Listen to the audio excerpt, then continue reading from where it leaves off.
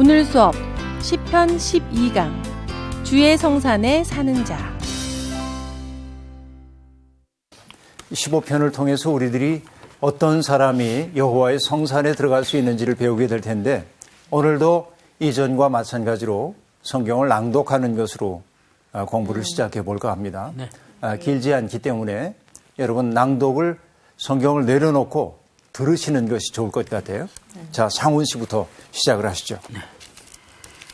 여호와여, 주의 장막에 머무를 자 누구오며 주의 성산에 사는 자 누구오니이까?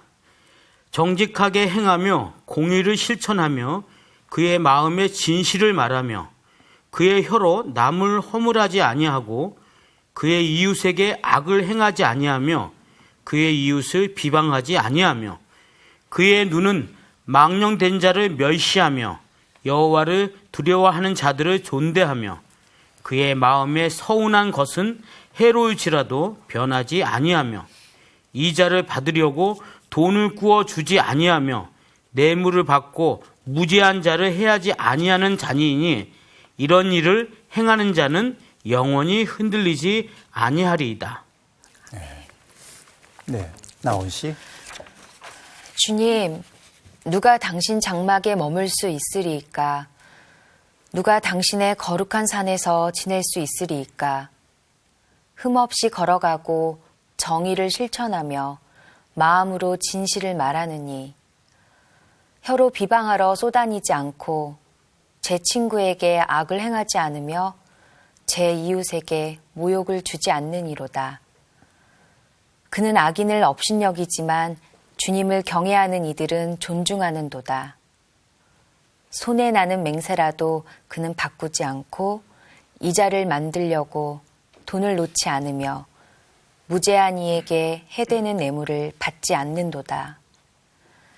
이를 실행하는 이는 영원히 흔들리지 않으리로다. 아멘. 네. 주님, 누가 주님의 장막에서 살 수 있겠습니까?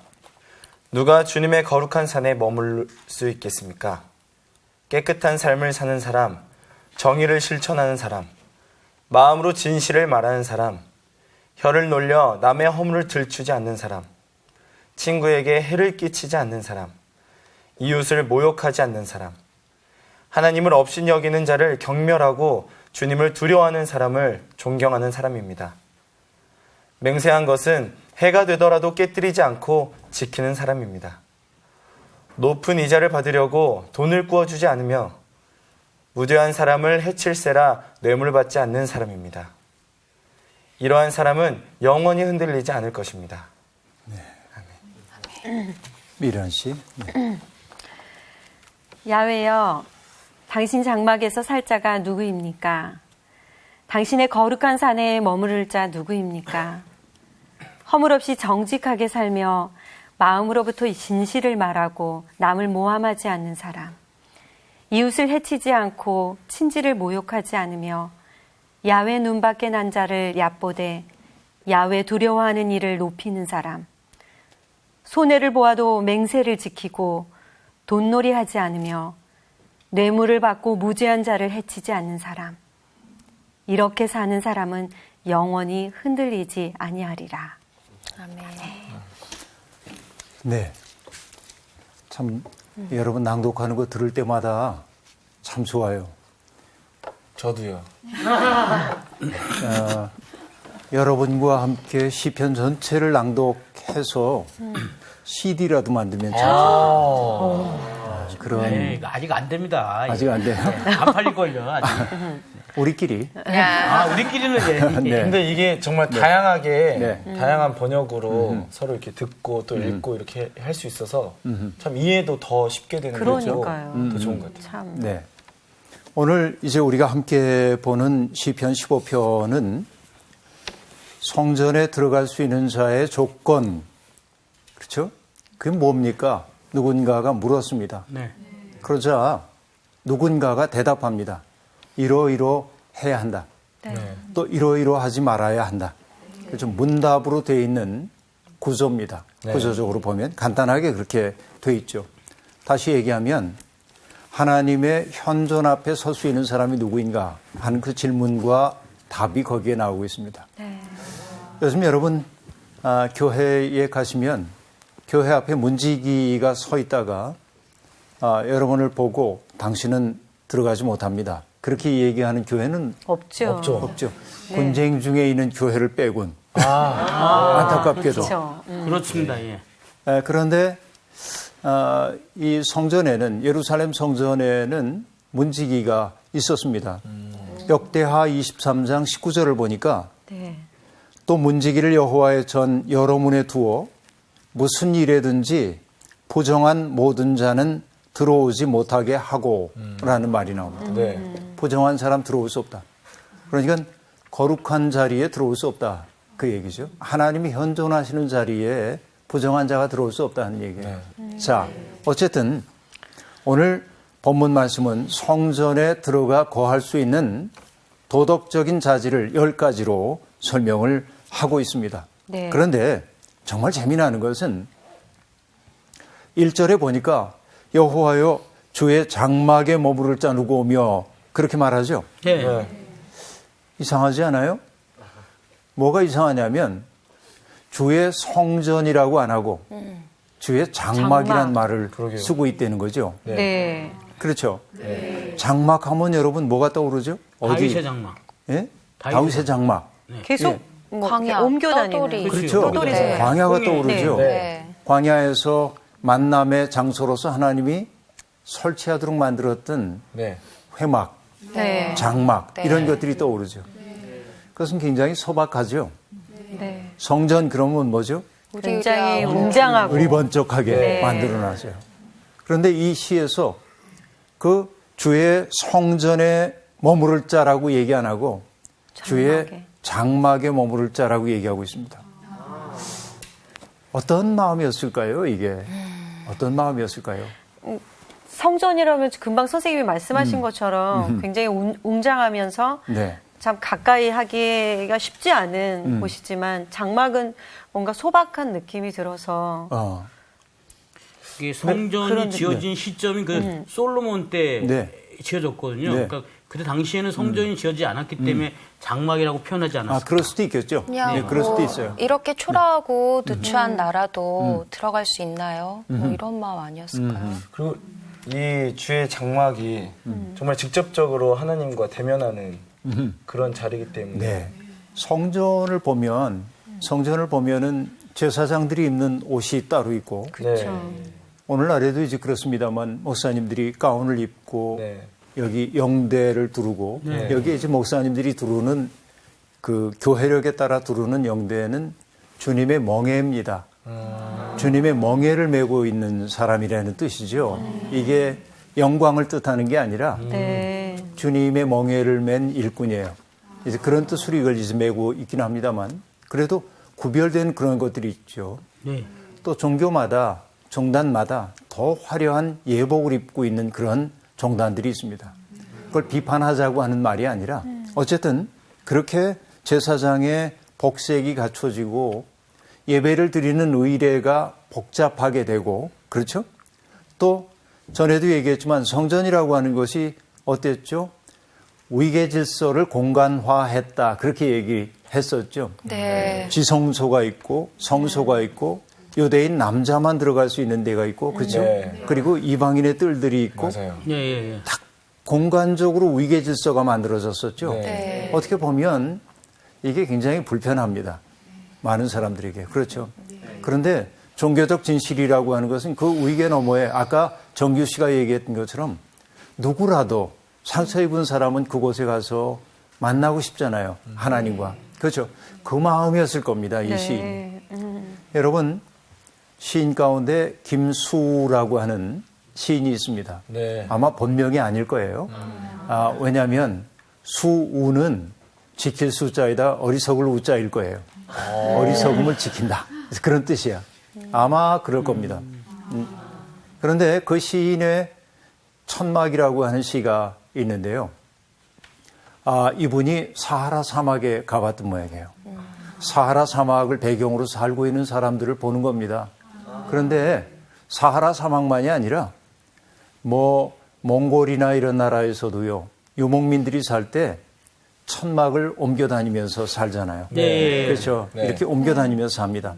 몽골에서는 그걸 게르라고 얘기를 하죠. 네. 그러니까 뭐 뜯어가지고 싣고 가서 또 펼쳐놓고 세우는 거죠. 네.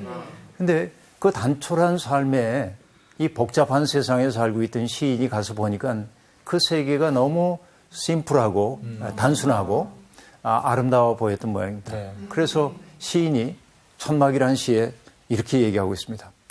둥그렇게 바닥을 펴면 세상의 중심이 생긴다. 이 광활한 세상에서 바닥을 딱 펴는 순간 세상의 중심이 생겼어요. 네, 네. 그렇죠? 4개의 나무 기둥을 세우면 지상의 축이 팽팽해진다. 지붕을 펼쳐 얹으면 천막은 아침 신전이 된다. 그렇게 말해요. 이게 좋잖아요. 네. 그렇죠? 그래서 바닥을 깔면 이게 세상의 중심이 생기고 나무 기둥 세우면 지상의 축이 팽팽해지고 이제 위에 지붕을 덮으면 아침 신전이 되는 거예요. 네. 심플하죠? 네. 그 마음 말이죠. 여러분, 제가 그 시리아에 갔을 때인데요. 시리아에 가가지고선 어느 유적을 찾아가다가 중간에 잠시 쉬게 됐습니다. 사막 지형이었어요. 네. 아이고. 근데 거기에 보니까 차를 파는 조그만 찻집이 있고 거기에서 이렇게 보고 있는데 보니까 돌무더기가 둥그렇게 이렇게 몇 개 놓여 있는 게 있어요. 네. 저게 뭐냐고 물어봤더니 그 베두인들이 기도 시간이 되면 거기 와서 기도하는 자리래. 둥그렇게. 기도하는 자리가 신전이죠. 그렇죠. 물론 그들은 우리와 종교가 다른 사람들입니다만 리번쩍한 성전이 아니라도 각자 있었던 그 자리에 와서 그 시간에 기도하는 그 마음 그거 굉장히 괜찮다. 내게는 깊이 와닿았어요. 우리에게 그런 정성이 있는가. 그렇죠? 그러니까 그 마음이었을 거입니다. 성전이라고 안 하고 그렇죠? 이제 광야 생활 중에 하나님을 만났던 그 장막을 지금 얘기를 하고 있는 거죠. 그리고 성소에서는요, 성전으로 얘기하자고 한다면 성전의 곁에 있는 방에 머물러 사는 사람들이 있을 텐데 그 말은 내가 장막에 머무를 자, 또 주의 성산에 사는 자 누굽니까? 하고 말하는데 주님의 성산에서 산다고 하는 말은 어떤 말일까요? 하나님께 받아들여진 존재예요. 그렇죠? 네. 하나님에게 손님으로 받아들여진 존재입니다. 다시 얘기하면 하나님의 절대적 보호를 받는 존재입니다. 그렇죠. 네. 그렇죠? 그런 사람은 어떤 사람입니까? 그렇게 물었어요. 네. 우리도 하나님의 현존 앞에 살고 싶죠. 네. 하나님의 절대적 보호를 받고 싶잖아요. 네. 그렇게 이제 질문했습니다. 이러이러할 자가 누구오니까 하고 지금 묻고 있습니다. 여러분, 우리 신앙생활하면서 이런 질문을 던지나요? 나는 하나님에 대해서는 다 알고 나는 이미 구원받은 사람이고 나는 이미 하나님의 보호 속에 있는 사람이고 당연하게 생각하고 네. 살고 있지는 않는지. 그렇죠. 그러나 신앙생활이라고 하는 것은 끊임없이 하나님께 물어야 합니다. 하나님 안에서 살아갈 수 있는 사람이 누구입니까? 하고 이제 물어야 한 것이죠. 네. 근데 여러분, 우리가 그런 질문을 잊어버리고 살 때가 많은데 네.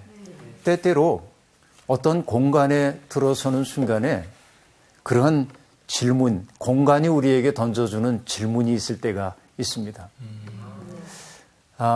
일전에 제가 어디를 갔는데 조그만 기도실에 들어가게 됐습니다.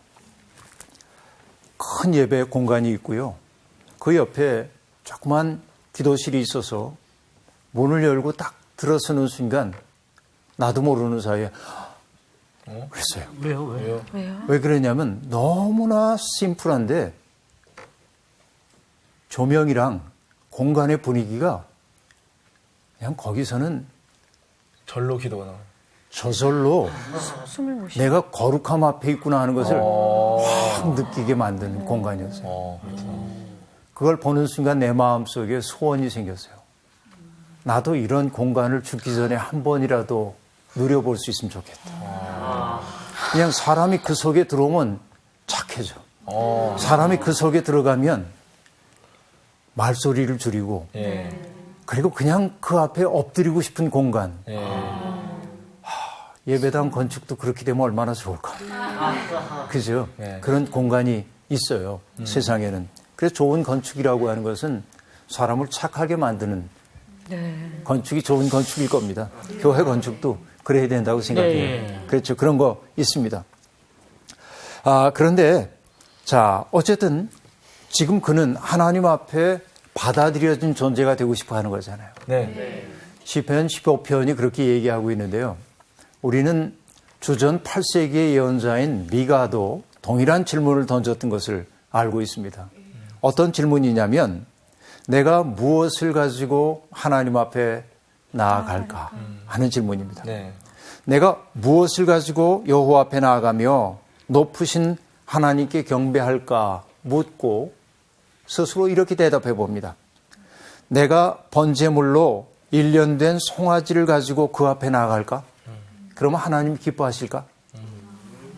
그런데 흔쾌히 그렇다는 답이 잘 안 나옵니다. 그래서 그가 묻습니다. 천천의 순양, 만만의 강물 같은 기름, 마다들을 내 몸의 열매를 하나님께 바치면 하나님 기뻐하실까? 네, 아니야. 그래서 미가가 하는 얘기는 이런 얘기입니다. 객관적으로 얘기합니다. 사람아, 주께서 선한 것이 무엇임을 내게 보이셨나니 여호와께서 내게 구하시는 것은 그런 재물 아니야. 뭐라고 얘기합니까? 정의를 행하며 인자를 사랑하며 겸손하게 내 하나님과 동행하는 것 아니냐. 그렇게 말합니다. 그렇죠? 정의를 행한다.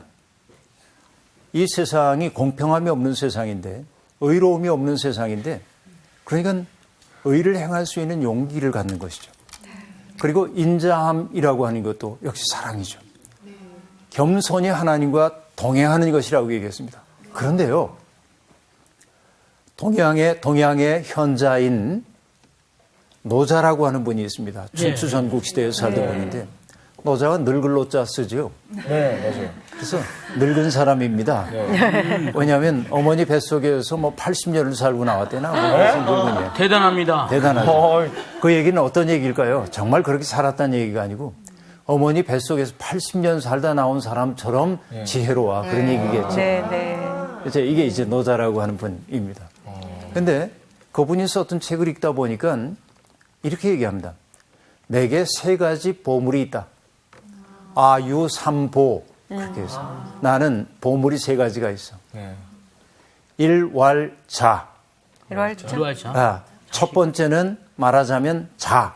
자식. 나 자신.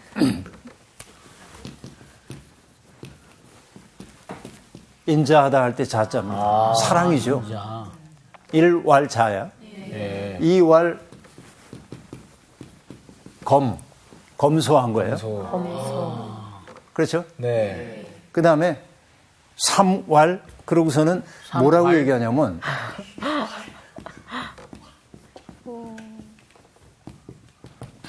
굉장히 긴데요? 뭐천하. 그죠?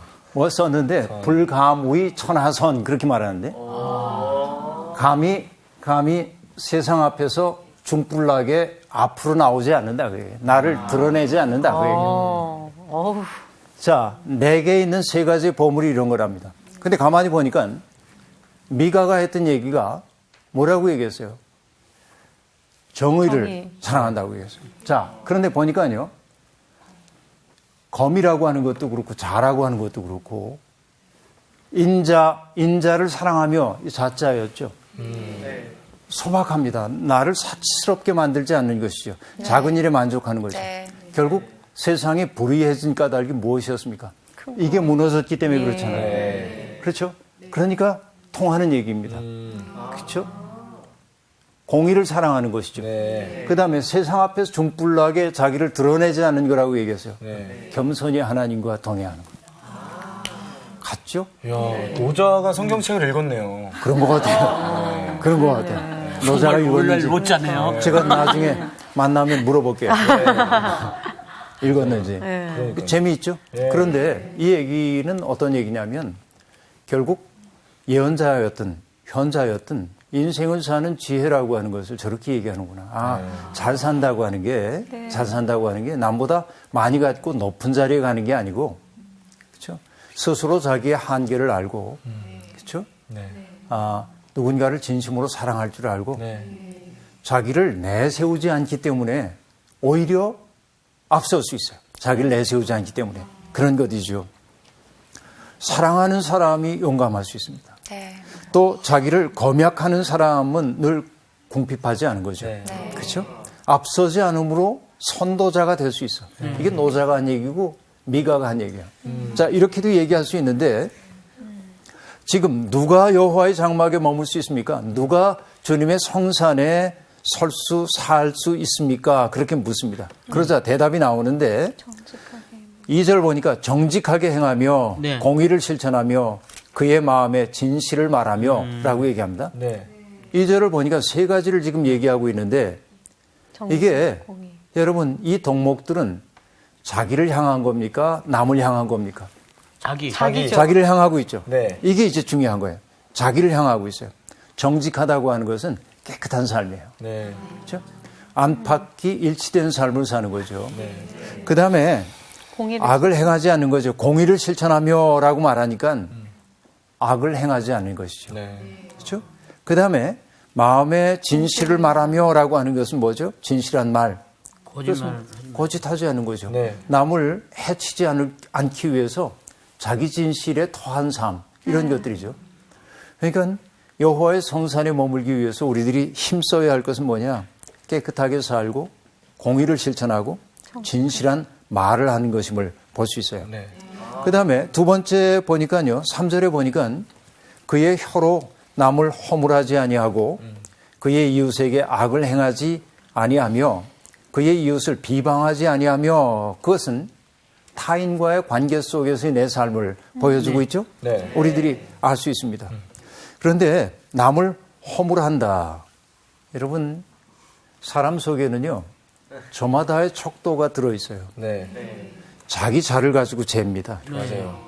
상훈 씨는 다 좋은데 이래서 문제야. 그렇죠. 나훈 씨는 다 좋은데 요래서 문제야. 그래서 여러분 내자 가지고 봤을 때 완벽한 사람 아무도. 그렇죠. 맞아요. 그런데 여러분 그런 난 완벽해요? 아니죠. 사람들이 다 자기 자 가지고 보면 네. 그래서 여러분 진실로 지혜로운 사람은 네. 자기 자를 가지고 함부로 사람을 재단하지 않는 사람입니다. 그렇죠? 남을 허물하지 않는 거예요. 버려버려야 되죠. 떨어뜨려야 돼. 부셔버려요. 예. 이웃에게 악을 행하지 않는 사람이라야 하나님 앞에 설 수 있어요. 비방하지 않는다는 건 뭡니까? 누군가를 모욕하지 않는 것입니다. 그렇죠. 그러니까 이것은 한 사회의 샬롬을 깨트리는 일들이 여기에 남을 허물하지 않음, 이웃에게 악을 행하지 않음, 비방하지 않음, 부정의 형태로 나타나고 있습니다. 하지 말아야 할 것을 하지 않는 것이 지혜인 것을 보여주고 있죠. 그래요. 아니하며라고 하는 단어가 반복적으로 사용되고 있습니다. 네. 그래서 나는 이것을 뭐라고 얘기하냐면 하지 않는 것, 그것이 적극적 윤리는 아니지만 여러분 하지 않는다고 하는 것이 적극적 윤리는 아니지만 소극적 윤리라고 하는 것도 있어요. 하지 말 것을 하지 말아야 할 것을 그만두는 거예요. 네. 네. 이게 중요해요. 해야 할 여러분 것도 있지만 우린 적극적으로 선을 행하는 것만이 선이라고 생각하지만 누군가에게 해대는 말이나 행동을 하지 않는 것도 우리의 윤리적 과제예요. 그렇죠. 이것이 아름다운 삶의 시작이에요. 남에게 해를 끼치지 않겠다. 이런 것이 거룩한 삶을 위한 출발점이 된다 하는 얘기죠. 여러분, 모든 참된 삶은 만남이라고 한 사람이 있습니다. 마틴 부버라고 하는 분이 유대인 철학자인데 그런 얘기하거든요. 그러니까 인간은 모든 만남 속에서 삶이 구성되는 것이죠. 많이 얘기했던 거니까 여러분 기억나실 텐데 인간이라고 하는 게 사이간자를 쓰는데 네. 그래서 인간 관계가 좋은 걸 우린 뭐라고 하냐면 사이 좋다. 좋음, 네. 사이가 좋은 거예요. 네. 그렇죠? 네. 참 사이 좋아. 그 얘기는 어떤 얘기일까요? 그 관계가 좋다는 너와 나 사이에 있어야 할 마땅한 관계가 있는 게 사이 좋은 거예요. 네. 그러니까 사이가 없어져 버리면 안 됩니다. 네. 그러니까 여러분 레바논의 시인인 칼릴 지브라는 얘기에서 결혼하는 사람들에게 두 사람이 이제 결혼해 살긴 하지만 네. 마치 사이프러스 나무가 딱 붙어 서 있지 않잖아. 서로 서 있지만 마주보고 있는 것처럼 네. 두 사람 그렇게 가리는 거지. 그렇잖아요. 그러니까. 이런 거이죠. 관계라고 하는 건 그거예요. 사이가 좋아야 되는 겁니다. 네. 너무 가까워도 너무 멀어도 안 되죠. 이런 거. 맞아요. 너무 가까워도 힘들어. 너무 가까우면 흠 잡을 게 또 많아지고. 보여 자꾸. 네. 그게 너무 눈앞에 둬서 그럽니다. 예. 멀리서 멀찌감치 봐야 나야 돼요. 되는데. 너무 가까워지면 맞아요. 우리가 비판해야 될 것도 못할 때가 많이 있어요. 그래도 우리 편인데 그렇게. 네, 안 보여. 그렇죠. 이건 좀 좋지 않은 거라고 얘기할 수 있어요. 그런데 여기 지금 2절에서는 개인의 내면적 윤리를 얘기했고 3절에서는 대인 관계에서 하지 말아야 할 것을 얘기했죠. 네. 근데 4절부터는 이제 이렇게 얘기합니다. 그의 눈은 망령된 자를 멸시하며 그렇게 말합니다. 네. 악한 자를 부러워하지 않는 겁니다. 네. 멸시한다고 하는 거예요. 네. 나 안 부러워. 그 다음에 여호와를 두려워하는 자들을 존대하며 하고 말합니다. 여러분 이 두 가지 얘기는 우리가 이렇게 말할 수 있겠어요. 망령된 자를 멸시한다고 하는 것은 내가 저 사람을 본받지 않기 위해서 네. 그 사람의 나쁜 영향이 내 삶에 미치지 않도록 하기 위해서 네. 그에게 의도적 거리 두기를 하는 거예요. 네. 그렇죠. 눈을 부릅뜨는 겁니다. 네. 자기의 마음속에 경계병을 세우는 거예요. 네. 그러니까 여러분 멸시하며라고 얘기한다고 해가지고 그러고 뭐 이런 태도를 가지라는 얘기가 아니고 그 사람이 잘 되는 것 같아도 부러워하지 않는 거예요. 난 저렇게 살지 않겠어. 내 마음에 경계병 세우는 것 이렇게 받아들이면 좋겠어요. 그 다음에 여호와를 두려워하는 자들을 존대하며라고 얘기를 하고 있습니다. 여러분 현대인들의 불행 가운데 하나는 저는 이렇게 생각해요. 존경할 만한 사람을 갖지 못한 것. 그렇죠? 우리의 삶이 정말 보잘것없어진 까닭은 우리의 마음속에서 정말로 존경하는 마음이 사라졌기 때문입니다. 그런데 우리가 존경해야 할 존재 여기 얘기하고 있죠. 여호와를 두려워하는 자를 존경해야 한다. 여호와를 경외하는 하나님이 계심을 우리들이 믿고 그렇죠? 그 하나님의 뜻을 따라 살려고 애쓰고 있는 사람들을 정말로 존경할 수 있는 마음이 우리 속에 있을 때 존경받는 그만의 행복이 아니라 그 존경하는 마음을 통해 내 삶이 정돈된다 그 얘기예요. 그렇죠? 그리고 이렇게 얘기합니다. 그의 마음에 선한 것은 해로울지라도 변하지 아니하며 그렇게 말합니다. 서원을 지킨다고 하는 것은 경외심을 잃지 않았다는 얘기일 거죠. 네. 하나님 앞에 약속한 것을 지켜간다는 것이죠. 여러분 여기에서 우리의 내면의 힘이 생겨납니다. 때때로 여러분 우리가 하나님 앞에 기도하지요. 하나님 제 이 위기와 곤경 벗어나게만 해주시면 제가 이렇게 살겠습니다. 근데 그 위기가 지나가고 나면 마음이 좀 바뀌죠. 그렇죠. 이게 내가 기도 안 해도 저절로 그렇게 됐던 거 아니야? 그렇죠? 네. 인간이 꼭 그런 버릇들이 좀 있습니다. 들어갈 때 마음하고 나올 때 마음. 나올 때 마음이 다르죠. 어딜 들어? 어쨌든 예. 그래서 우리가 해야 되는 것은 서원한 것은 지켜야 돼. 네. 결혼하는 젊은이들에게도 나는 얘기합니다. 결혼의 핵심은 서약에 있다. 약속하는 거예요. 네. 그 약속을 지켜감으로 나 스스로가 단단해지는 겁니다. 네. 이것이 우리의 마음을 중심 속에 비끄러매는 일이 되기 때문에 그렇습니다. 사람끼리 한 약속도 지켜야 하는데 하나님 앞에 했던 약속은 지켜야죠. 네. 그렇죠? 이것이 우리의 내면에 힘을 만들어내는 것이기 때문에 그렇습니다. 욕망에 길들여진 사람들은 서원을 하고도 지키지 않는데 그걸 지켜감으로 우리의 내적 존재가 단단해진다고 오늘 시인은 얘기하고 있는 겁니다. 그 다음에 그의 태도 가운데 중요한 게 뭐죠? 이자를 받으려고 돈을 구워주지 아니하며 뇌물을 받고 무죄한 자를 해하지 아니하는 자라고 얘기하고 있습니다. 네. 여러분, 이자를 받으려고 돈 구워주지 않는 거 참 중요합니다. 성경은요, 우리에게 생존의 문제가 걸려 있어서 뭔가를 꾸려고 하는 사람에게 네. 구워주라고 얘기합니다. 그렇죠? 네. 거절하지 말라고 얘기합니다. 네. 나중에 오라고 하지도 말랍니다. 네. 필요한 사람에게 구워주어. 네. 그런데 중요한 게 뭐예요? 이자는 받지 말라 그랬죠. 그가 이자를 감당할 수 없기 때문에 그렇습니다. 또 중요한 것은 뭐냐면 채권자 행세하지 말아라. 구워준 다음에 이자 받거나 채권자 행세하지 말아라 하는 얘기입니다. 그렇죠. 그래서 성경이 얘기하는 것은 보답을 바라지 않는 호혜성입니다. 네. 서로가 도와주며 살아야 하는 것이죠. 네. 그런 것입니다. 그런데 여러분, 중세시대에 성경의 윤리에 의해서 뭔가 돈을 누구 구워주고 이자 받고 하는 행위는 부정한 행위로 간주돼요. 그래서 기독교 세계에서 이자를 받는 것이 꺼림칙하기 때문에 그렇다고 공짜로 빌려주긴 싫고 이게 필요한 사람이 있는데 안 빌려줘요. 네. 그래서 어떤 사람들이 은행업을 시작한 사람들이 있습니다. 약간의 이자를 받고 돈 꿔주는 거죠. 근데 주로 어떤 사람들이 했냐면 나라 없이 떠돌고 있던 사람들, 네. 특별히 유대인들이 네. 은행업에 뛰어듭니다. 그러니까 돈을 좀 많이 벌었겠죠. 네. 이자를 받으니까. 그래서 미움을 많이 받았습니다. 유대인들이. 그러니까 유대인들에 대한 박해는 그런 역사를 가지고 있는 것과 관련이 돼 있다고 볼 수 있는데요. 셰익스피어의 시곡 가운데 베니스의 상인 베니스의 상인 있죠. 예. 거기에 보면 샤일록이라고 하는 사람이 등장하는데 샤일록의 이미지가 중세 사람들이 바라보고 있던 유대인의 이미지였는지 모릅니다. 그러나 억울한 거죠, 사실은 그들이.